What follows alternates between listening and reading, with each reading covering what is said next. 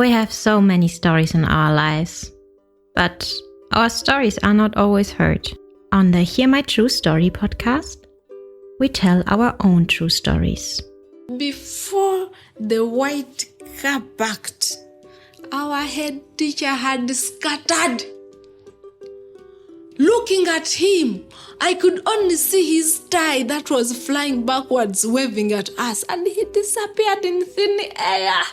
I want to share my life story. I want to share my voice with the people because I know that just a small joke I can tell through this podcast, it will make someone smile. When you ask me what I fear most in life, I would definitely respond to you and say it's fear itself. We are fighting for togetherness. We are fighting for equal rights. We are fighting to end injustice. You don't have to be a storyteller or writer because, guess what? Life writes the best stories. Hear my true story. This is your favorite time of the week with your number one podcast. Hear my true story. Yeah, our dear listener, thank you so much for coming back to Hear My True Story podcast. It is me, your host, Otako, and this week again we have a conversation with Joan. She's going to take us on and share her story, how she is an artist, what made her to be an artist, how does she use art and activism, how does she combine art to help us off as a survivor of human trafficking to heal. In this episode, if you want to get to know more about art and activism, please stay and listen to this wonderful conversation of Joan Ndagire and me, myself, Otako. This week's special guest on your favorite podcast. Hear my true story. Yes, our dear guest, could you maybe introduce yourself again? This week we have you, we continue our conversation so that the listeners get to know who is behind the microphone, who is behind the computer. Okay, again, I introduce myself. My name is Ndagire Joan Ndagire. I'm a survivor of human trafficking. I'm an artist. I'm an advocate against human trafficking in art. I love film. I do more filmmaking. And I love a just society. Yeah, thank you so much, Joan Ndagire, for sharing that wonderful introduction. So you said you're an artist, at the same time you're an activist. We already know why you ended up being an activist. So what is your story? What makes you to be an artist? I mean, everyone has a story that made them to be artists. What is your story? Yes, after law school, after getting my diploma in law, I couldn't go for bachelor's because you know how life gets hard sometimes. So I couldn't continue. There was no money. So I had my diploma. And jobs are not easy to find in Uganda. But as a person, since throughout my school time, I was part of the drama clubs, the best actors in school, and when I sat down and searched myself, I realized that I think I love art more than anything. So even before I was trafficked, I was an artist. But unfortunately, because I was still young, some of the big artists took advantage of the truth that this person is young and they are naive, they are scared, they can't do anything even if I don't pay them. So we were somehow frustrated. But then when I came back, I still sat down and gauged. Because like I said, I was following Otako with the End Child Trafficking campaign. And the way he was doing his advocacy, I was inspired to see that and to realize that art can speak more than anything else. Art can speak to thousands of people more than anything else. When I was in Ghana, there is a statement that was being made by many of the youths. Learn to read. The white man says that if you want to hide anything from an African, put it in writing. But then, me as a person, I'm saying, as an African, our forefathers are known to be the best storytellers. And most of the things we know about our history is the things we know are through the stories that were told and told by our forefathers. I feel like Africa should change the narrative of read more books and turn these books into visual so that Africans can know what is really hidden in these books. If Joan can read, then let her interpret what she has read into visual art so that every African, the Africans who are not interested in reading, can understand what is hidden in that book. That is the agenda I'm following.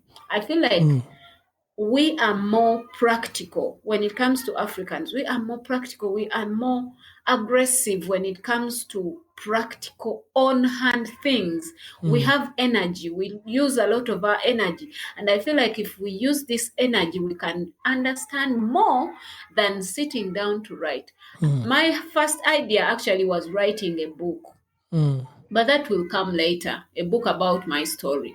I sat down and asked myself, how many people will read this book?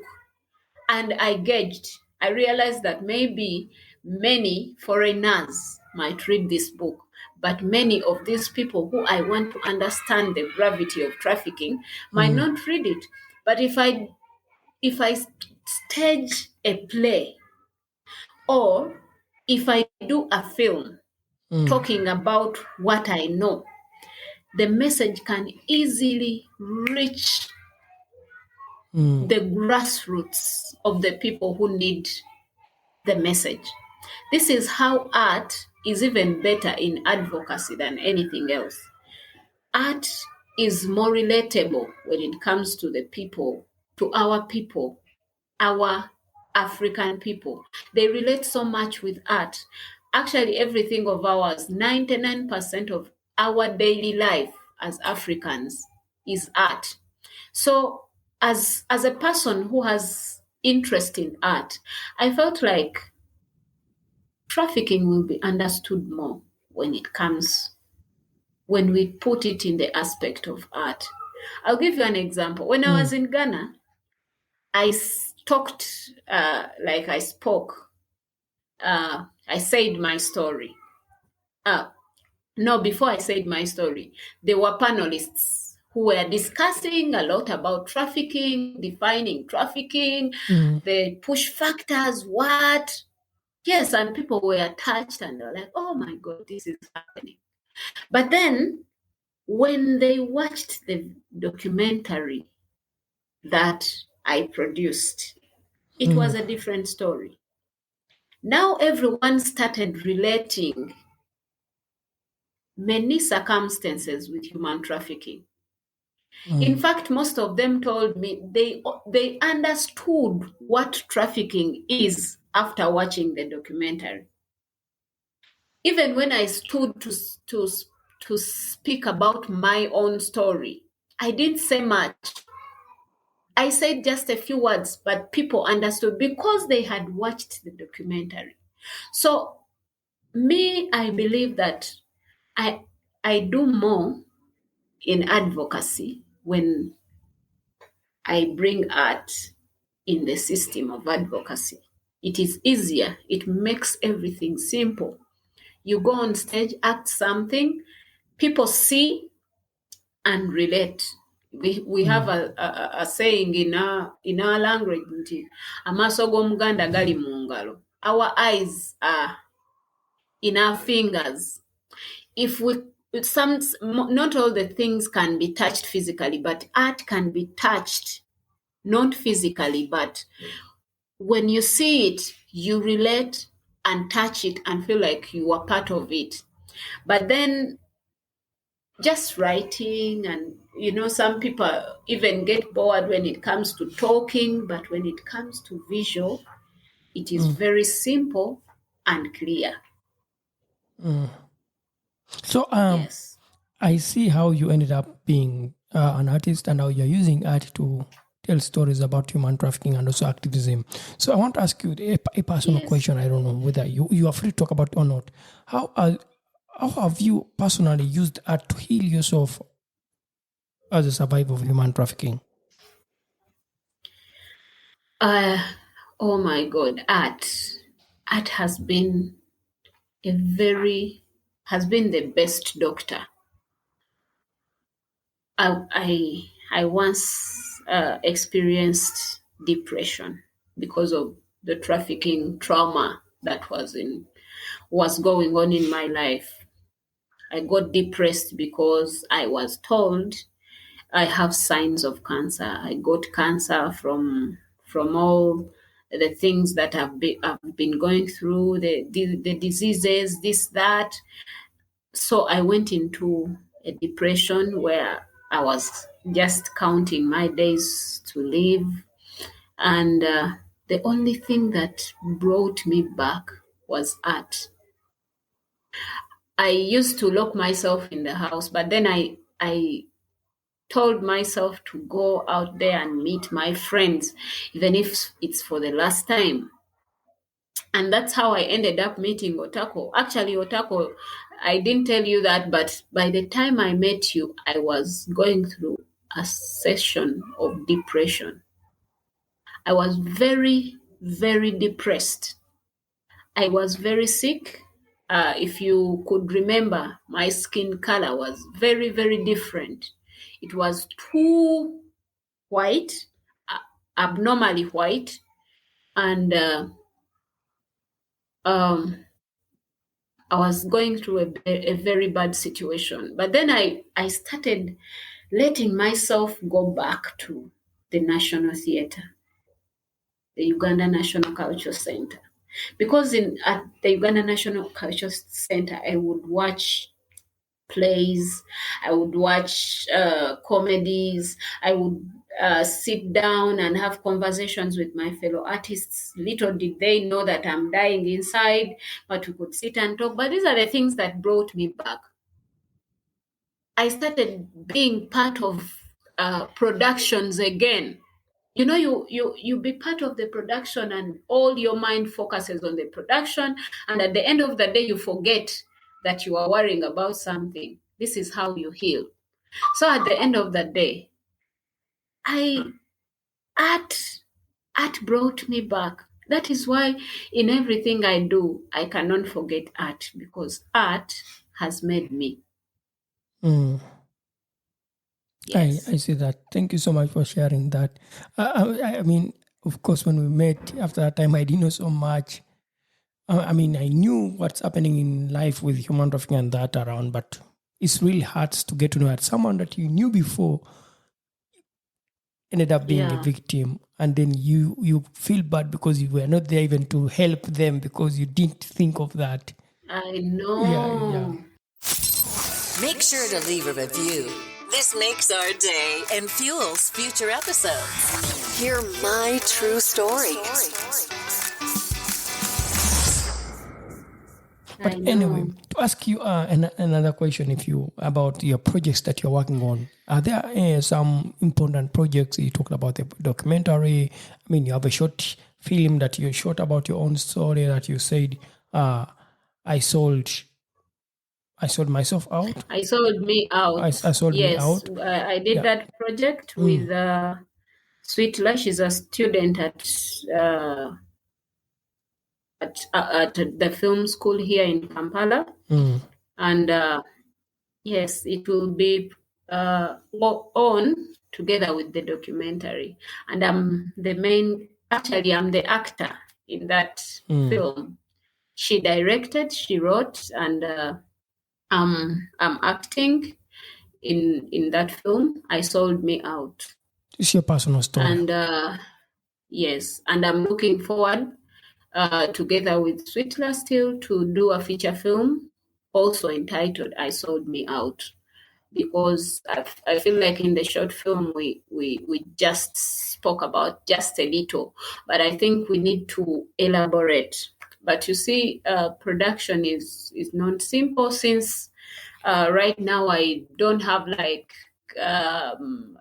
money, I don't have equipment or what. I know I will find a way. I never even knew that I would be able to do a documentary one day. That documentary called Help Find Me. Actually, by the time I wrote Help Find Me, I was volunteering with Omti Creative. And there is a point when I felt lost. And that's why I came up with that title, Help Find Me. Yes, and I Sold Me also is something that was reflected on, and we realized that in most cases we pay to be slaves, and this is how we sell ourselves.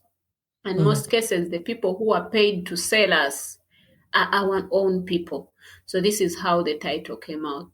And I'm also looking forward to making more documentaries about human trafficking still, because there are so many stories apart from my own story. There are so many stories from other survivors, very strong stories that really need to be put on camera so that the world gets to know what is happening. Also, future project, like I said, is the other center where I'm looking forward to having survivors having their own space and freedom to share what they have gone through, because there are so many things that they don't want to share to the public, but they can share within themselves. And I believe that the more someone shares, the more they get healed. And also, I'm looking forward to using my art to skill survivors who have interest in art, because I know it is a way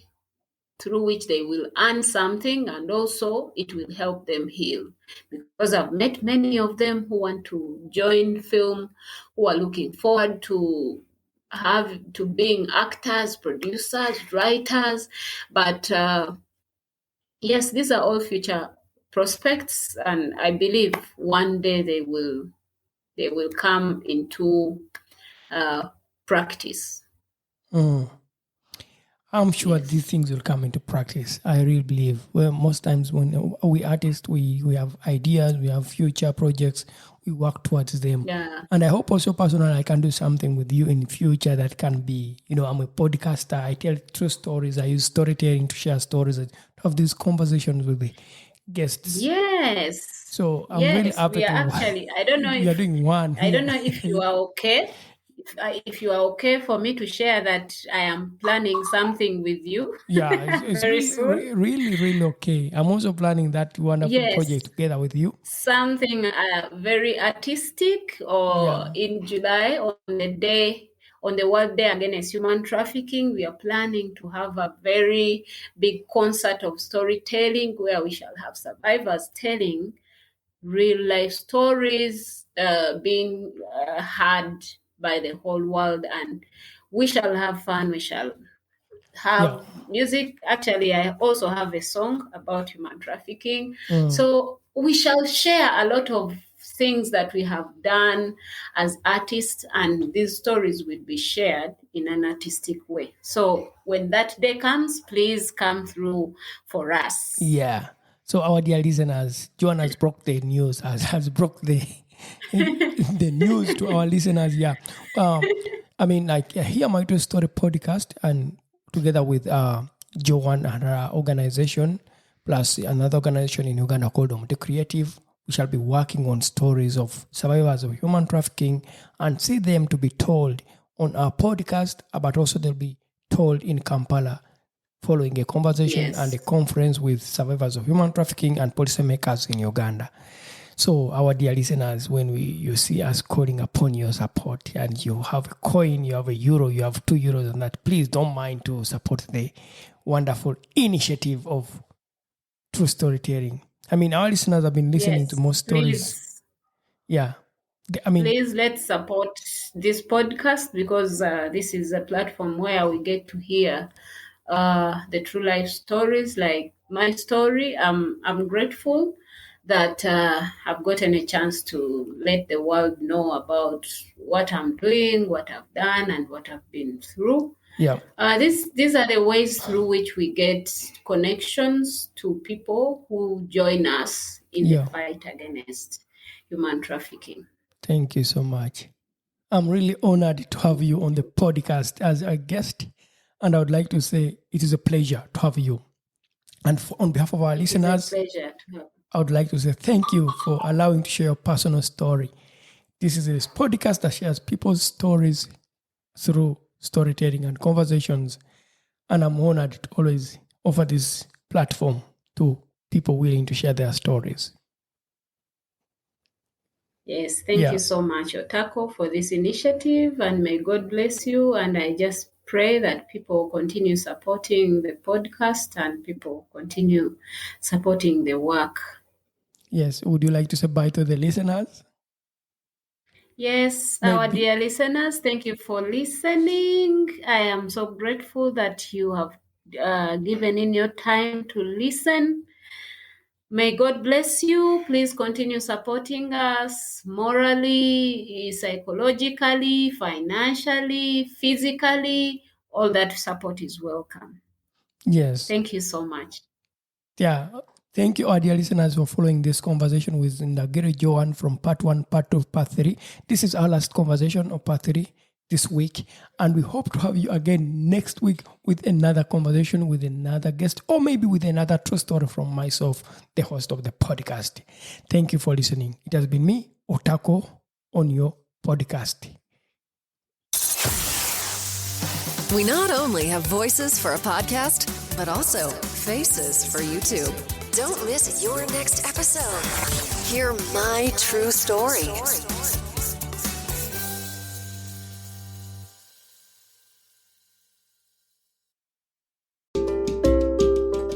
Thank you for listening to our podcast, Music by Edwin Matovo, hosted and produced by Otako.